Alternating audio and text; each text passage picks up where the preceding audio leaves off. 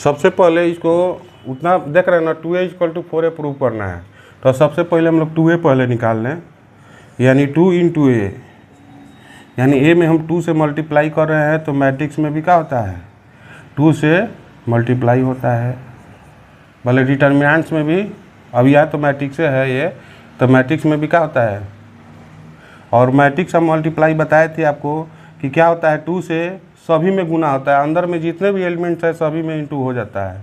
तो 2 × 2, 2 4 जा 8, 2 2 जा 4, 2 2 जा 4।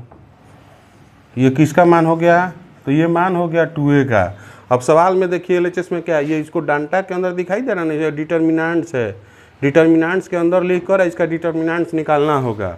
तो डिटर्मिनेंट्स यानी कह रहा है सवाल में, देखिए ध्यान से, LHS = डांटा के अंदर 2a को डाल दिया है, देख रहा है कि नहीं। तो जैसे ही डांटा के अंदर 2a डाल दिया है, यानी 2a वाला जो मान है, ये जो 2 है, ये 4 है और 8 है और ये 4 है, इसको भी हम क्या करेंगे, डांटा के अंदर डाल देंगे। ये देख रहे हैं कि नहीं, डिटर्मिनेंट्स के अंदर 2a है, तो यहाँ भी हम लोग क्या करेंगे, डिटर्मिनेंट्स के अंदर जो a वाला मान है, 2a वाला मान है, उसको इसके अंदर डाल देंगे।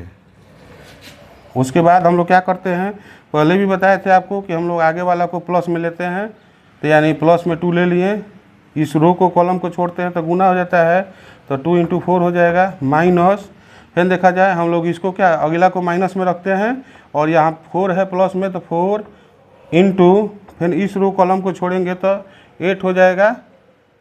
उसके बाद देखा जाए तो ये 8 हो गया, माइनस ये कितना हो जाएगा, 32 हो जाएगा, और 32 में से 8 जाएगा तो कितना हो जाएगा, ध्यान से देख लीजिए, 12 में से 8 गया, हासिल देंगे, 12 में से 8 गया, 4 हो गया, बचा कितना, तो 2 बचा, यानी 24 हो गया। यानी हमारा LHS का मान कितना आ गया, 24 हो गया। इस पर ध्यान देना है, रोक दिया। यहाँ देखिए LHS का मान कितना हुआ, 12 में माइनस में है, प्लस वाला जाएगा तो माइनस में 24 हो गया। अब आइए 4a को देखते हैं, यानी RHS = क्या है, तो 4 × डिटर्मिनेंट्स के अंदर a है, ये है, यानी देखा जाए 4 हुआ। अब डिटर्मिनेंट्स के अंदर a वाले मान को लिख लेंगे, तो a का मान क्या है, तो 1 है, 4 है, 2 है और 2 है। इसका मतलब हुआ कि हम लोग को 4 को रोकना होगा पहले महिला कोष्ठ में, और यहाँ बताए थे पहले कि फर्स्ट को 1 को हम लोग प्लस में लेते हैं, और जैसे ही रो कॉलम को छोड़ते हैं तो 1 × 2 हो जाएगा। फिर देखा जाए आगे क्या होता है, दूसरा टर्म होता है माइनस में लेते हैं तो माइनस हो गया और ये 2 हो गया। फिर हम लोग क्या करेंगे, इस लाइन को छोड़ेंगे तो बचेगा 4, ये मल्टीप्लाई में चल जाता है, यानी 4 1 से 2 में करेंगे तो क्या हो जाएगा 2। और यहाँ महिला कोष्ठ देना उचित नहीं है, क्योंकि महिला कोष्ठ छोटा कोष्ठ के बाद होता है, इसलिए हम यहाँ पहले छोटा कोष्ठ से ही हमारा जब काम हो जाएगा तो महिला कोष्ठ देना जरूरी नहीं है। 1 × 2 और 2 4 जा कितना होता है, 8 होता है। और यहाँ देखा जाए 4 × 8 में से 2 घटाएंगे तो -6 हो जाएगा, क्योंकि माइनस में बड़ा है, और मल्टीप्लाई करेंगे तो -24 हो जाएगा, -24 हो गया।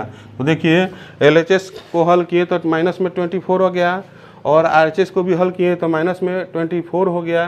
तो हम यहाँ पर कह सकते हैं कि क्या कह सकते हैं, LHS और RHS दोनों, LHS = RHS, यानी दोनों मान क्या है, बराबर है, ये प्रूव्ड हो गया।